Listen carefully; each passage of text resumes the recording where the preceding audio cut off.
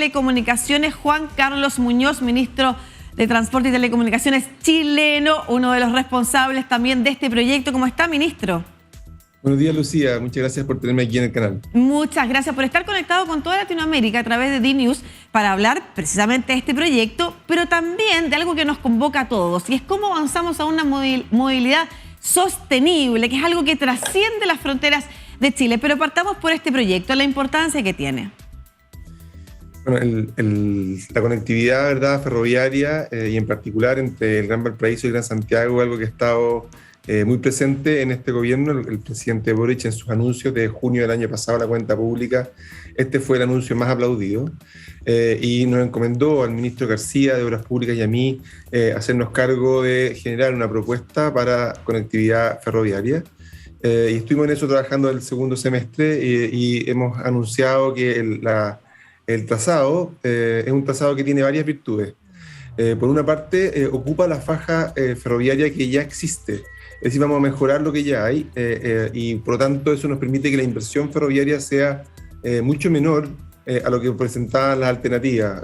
Las alternativas costaban del orden de 4.000 millones de dólares, que es una cantidad de recursos enorme. Y esta alternativa nos costaría, estimamos, 1.300 millones de dólares.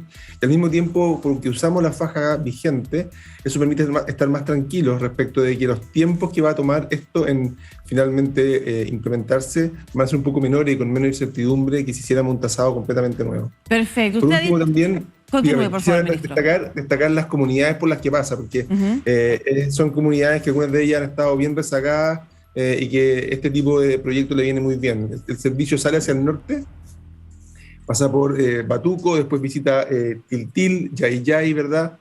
Calera, pasa por Quillota, llega a Limache y de ahí entra al Gran Valparaíso, donde se encuentra en la estación El Salto. Y en los dos extremos conecta con los metros locales, de modo que si bien no llega a la comuna de Santiago, llega al metro que permite conectar con la comuna de Santiago y todas las demás comunas de la provincia. Lo mismo en el caso del Gran Valparaíso, llegamos a Estación Viña del Mar, en Estación del Salto, y de ahí con Metro Valparaíso podemos llegar a Valparaíso y Quilpué, Villa Alemana. Dar conectividad a los y las chilenas o a quienes estén en el país, efectivamente, a través de métodos alternativos de transporte, es un anhelo bastante antiguo. Tú mismo lo decías en la cuenta pública, el anuncio de trenes fue de los más aplaudidos.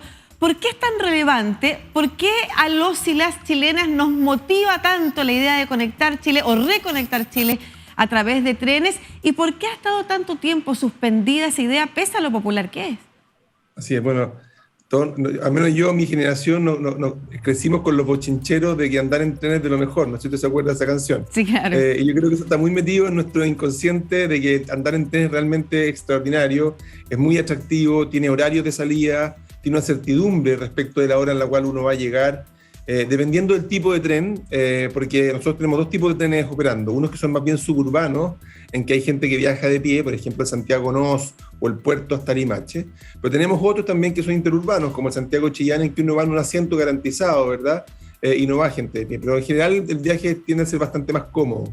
Creo que tiene connotaciones muy positivas, además, porque cada vez que sacamos gente de las carreteras, ¿verdad?, y la subimos al tren, no solamente generamos esa ganancia en la persona que viaja, sino que también logramos que la carretera funcione mejor, porque tiene menos congestión, porque hay menos probabilidades de siniestros, porque generamos menos contaminación, cambio climático. Es decir, el tren tiene muchas virtudes, y eso es lo que nos tiene empujándolo y promoviéndolo en toda la zona, sobre todo entre la región de Valparaíso y los lagos, que creemos que tiene de alguna manera las densidades poblacionales que justifican el tren, porque tampoco tenemos que ser voluntaristas de empujar un modo de transporte que no tenga la demanda suficiente. Eso es importante. Que ser bien responsables en esto. Sí, se ha señalado que trenes en Chile son muy difíciles de implementar como se anhelan, ¿no es cierto? Por ejemplo, conectar de norte a sur, precisamente porque la demanda de pasajeros no sería tan alta. Pero es posible encontrar fórmulas de desarrollar proyectos que, por ejemplo, ayuden a conectar zonas urbanas que no están lejos de sí, se transformen en modelos alternativos de transporte a un bus, por ejemplo, o a los vehículos particulares, como uno ve además que sucede en otras partes del mundo, ya sea en Estados Unidos o en Europa. La gente se traslada a distancias que pueden ser largas, efectivamente, porque las metrópolis además se transforman en zonas muy caras de habitar, pero permiten acercar a las personas con posibilidades de trabajo que están a distancias un poquito más extensas, ¿no es cierto? De esa forma es posible proyectar en Chile más trenes que permitan, por una parte, más movilidad para las personas, alternativas también sustentables y sostenibles, pero al mismo tiempo una sostenibilidad precisamente del proyecto. No, exactamente. Justamente ese concepto que usted menciona, el tren de cercanía. El tren que más que permitirte recorrer cientos de kilómetros, lo que permite a personas que viven en la cercanía de una gran ciudad poder acercarse a trabajar, a estudiar y poder regresar. Y fíjate que esos trenes que son de cercanía justamente cubren las zonas de la ciudad que son las más congestionadas, que son los accesos de entrada. Y por lo tanto, permiten realmente dar una diferencia en el tiempo de viaje muy sustancial respecto de las alternativas camineras. O sea, por ejemplo, el Santiago Nos ha tenido un tremendo impacto y los trenes realmente salen llenos. Lo mismo el tren de Valparaíso que mencionaba antes, o por ejemplo, nosotros hoy día estamos trabajando ya en San Carlos Chillán, que también es una cosa parecida, en que tú dices, bueno, entrar a Chillán desde San Carlos, si me voy en el automóvil a la hora punta, va a ser realmente congestionado. ¿Por qué no mejor ofrezco esta alternativa ferroviaria que da una conectividad y una calidad distinta? Y además los trenes permiten mover mucha gente junta, y eso también tiene una connotación de eficiencia enorme. Estuvimos hace 2 semanas atrás en la Araucanía, y que tenemos el tren Temuco que va a Lautaro y Victoria. Y estuvimos anunciando que íbamos a incorporar una nueva estación en la comuna Cajón, y también vamos a extenderlo a Padre Las Casas, un poco en la misma línea de lo que tú mencionas. Claro, importante también, una zona que necesita reactivarse económicamente y efectivamente un proyecto como este puede ayudar. Quiero preguntarle, usted es de los ministros y ministras que llegaron al gobierno desde el mundo de la academia, ¿no es cierto? Ha sido un experto, un investigador en materias de movilidad sostenible, de movilidad sustentable. Y esta pregunta va para toda Latinoamérica, quienes nos están viendo en otros países. ¿Qué posibilidades tenemos efectivamente de en el corto plazo poder avanzar de manera más concreta y más rápida en una demanda que parece ser urgente para frenar, por ejemplo, los problemas del cambio climático y los otros problemas que significan las congestiones en las metrópolis? Latinoamérica en general, ¿cuáles son las ventajas que tiene y cuáles son las dificultades que tiene que también pasar, ¿no es cierto?, sobrellevar para poder concretar proyectos de movilidad sostenible importantes? Bueno, yo creo que tenemos algunas ventajas, porque el hecho de venir de atrás hace que uno pueda ir avanzando tal vez más rápido en algunas dimensiones y evitar cometer algunos de los errores que cometieron los que llegaron primero. Una gracia que tiene nuestro continente es que todavía conserva un porcentaje importante de personas que nos movemos en transporte público. Y ese es un porcentaje que tenemos que cuidar y que ojalá tenemos que aumentar.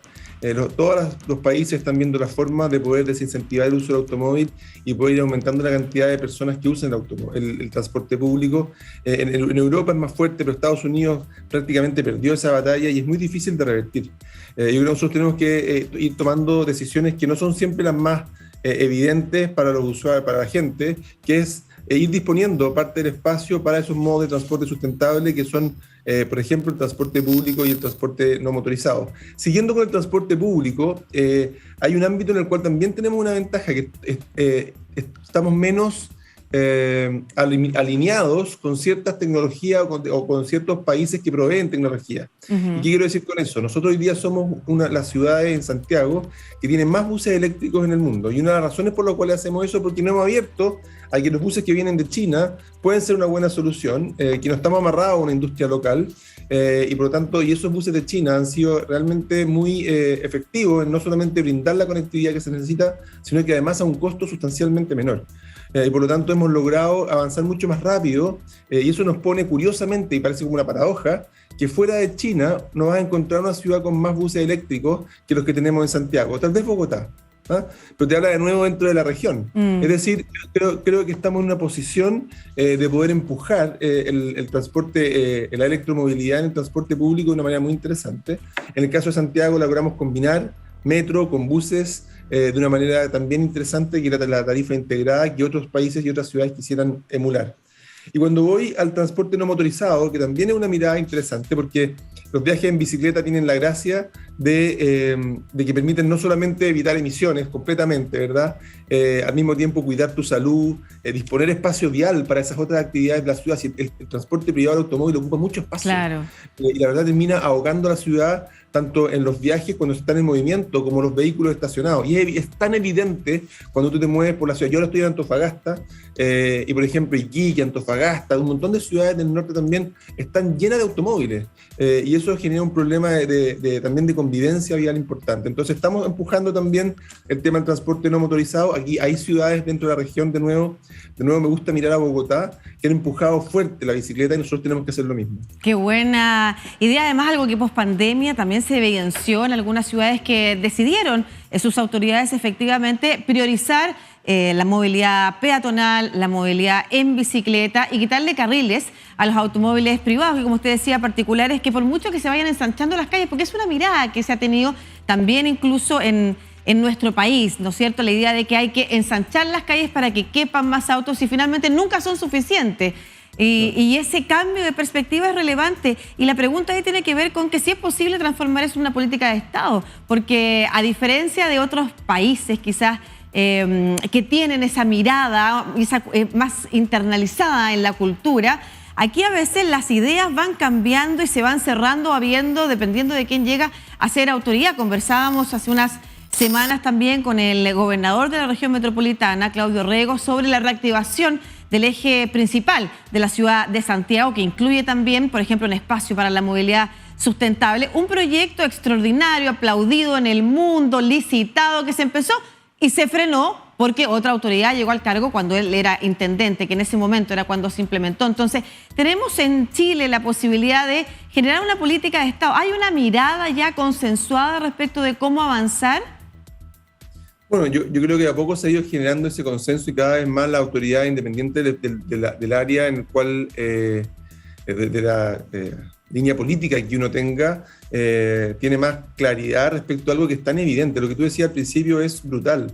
Por años y años lo que hicimos para resolver los problemas de congestión fue ir dándole más vía, más espacio al automóvil, que era justamente el modo de transporte que te quitaba la sustentabilidad. Hay un dicho que me gusta, que es como tratar de resolver los problemas de obesidad. En vez de cuestionar tu forma de alimentarte, tú lo resuelves agregando un hoyito más al cinturón. Y eso no resuelve el problema de la obesidad, no lo resuelve y no resuelve ninguno de los problemas de salud ni nada. Lo único que hace es que te permite pensar que estás bien para mañana estar peor. Y lo mismo acá, si nosotros lo que hacemos es para resolver el problema de congestión en la ciudad, es facilitar la forma de movernos en automóvil, eso es lo único que nos va a llevar a una ciudad peor. Claro. Y por eso es que tenemos que trabajar fuerte en esto de ir disponiendo parte del espacio vial hacia los modos de transporte que queremos ver. Y esto es un problema que tenemos, y a mí me gusta mucho en el sentido del proyecto del intendente, del gobernador Orrego, respecto de volver a revitalizar el eje Alameda Providencia, poder dotarlo de mejor transporte público, poder dotarlo de mejor ciclovías, de mejores espacios peatonales, recuperar el patrimonio también, que es algo que tenemos muy dañado en los últimos años en nuestro país. Creo que ahí hay un trabajo grande por hacer, sí. Y tenemos que avanzar justamente en ir mejorando las condiciones del transporte público. Claro, pensaba en cuando usted hacía la diferencia entre la mirada que hay en Europa prioritariamente versus Estados Unidos, pese a que en Estados Unidos uno puede encontrar ciudades en las que las personas trabajan y se conectan efectivamente mediante trenes. Nueva York es uno de los ejemplos, ¿no es cierto? En general ha perdido la batalla, como usted decía, frente al vehículo particular. Algo que en Chile hasta hace poco, y yo diría que incluso un par de años, si no en el actual, se consideraba positiva la venta de automóviles. O sea, en Chile era una noticia positiva del ámbito económico, cuántos automóviles se habían vendido, cómo había aumentado, crecido la industria automotriz en el caso de vehículos particulares, lo que contrasta completamente con la idea de una ciudad que se conecte mejor, que sea más amable y que apoye o sostenga una movilidad más sustentable. Pero, ministro, sé que se tiene que ir, sabemos que está con el tiempo agotado, que tiene otras actividades, y solo para cerrar, preguntarle, y a propósito que ha hablado de Bogotá y que estamos conectados con toda Latinoamérica a través de DNews, ¿algún ejemplo que usted quiera rescatar, aparte de los que ha dado ya, sobre alguna ciudad de Latinoamérica que a usted le parece ejemplar en algún modelo? Bueno, hay varias ciudades que han ido dando pasos importantes, ¿eh? Yo creo que aquí hay que mirar lo que ha habido. Por ejemplo, Santiago ha tenido un esfuerzo importante que yo creo que es muy destacable en materia de expansión de nuestra red de metro, la integración tarifaria, el ir incorporando, por ejemplo, más buses eléctricos. Hay ciudades también que han avanzado por ejemplo, en estos corredores de buses segregados. El poder sacar los buses y ponerlo en un carril distinto, lo que se llama Bus Rapid Transit o corredores de buses. Y ahí me gusta mucho, por ejemplo, algunos ejemplos que son tradicionales, como Curitiba o Bogotá. Pero en el caso de Chile, en la ciudad de Concepción. La ciudad de Concepción tiene una serie de corredores que permite que los buses, muy livianos, tranquilos, sin tanta infraestructura, pero logran su propósito. Y lo que estamos haciendo es justamente fortalecer lo que ha hecho Concepción y poder darle una estructura más de red. Y creo que ojalá las autoridades del país podamos mirar a Concepción y decir, nosotros necesitamos también eso, que siendo liviano y siendo tal vez más económico, logra el propósito, que es muy visual también, de poder darle al transporte público una prioridad que todos ven. Claro. Y creo que tendremos que ir mirando también cómo vamos empujando la bicicleta. Un ámbito que no hemos tocado y que me encantaría, y creo que es el gran desafío, es cómo integrar el transporte, la planificación del transporte a la integración de la ciudad. Cómo hacemos que las ciudades sean no tan extendidas, más compactas, cómo densificamos también espacios urbanos más centrales, de modo de favorecer que las personas, que los sistemas de transporte, ¿verdad?, tengan esa densidad de personas para poder atender, que les permita dar factibilidad y productividad. Yo creo que la planificación de la ciudad es algo que dejamos de lado, que no miramos, y es como de alguna manera, como dicen, el elefante en la pieza, el que nadie, el problema más importante que tenemos, pero que no logramos resolver. Claro, la ciudad de 15 minutos, ¿no es cierto? Una ciudad donde las personas efectivamente puedan vivir, pero al mismo tiempo encuentren los servicios y todo lo que necesitan efectivamente para desarrollar su vida. Estaba pensando también en el ejemplo del teleférico que hemos visto en algunas ciudades también de Latinoamérica, que funcionan como método de turismo, pero al mismo tiempo como método de transporte. Muchas gracias, ministro Juan Carlos Muñoz, ministro de Transporte y Telecomunicaciones, conversando con toda Latinoamérica a través de D-News de la idea de una movilidad más sostenible, hoy concentrados a propósito del proyecto de trenes a Valparaíso, Santiago-Valparaíso, que ha anunciado el presidente Gabriel Boric. Un abrazo, que esté muy bien. Chao, Lucía, gracias a ti. Muy buen día.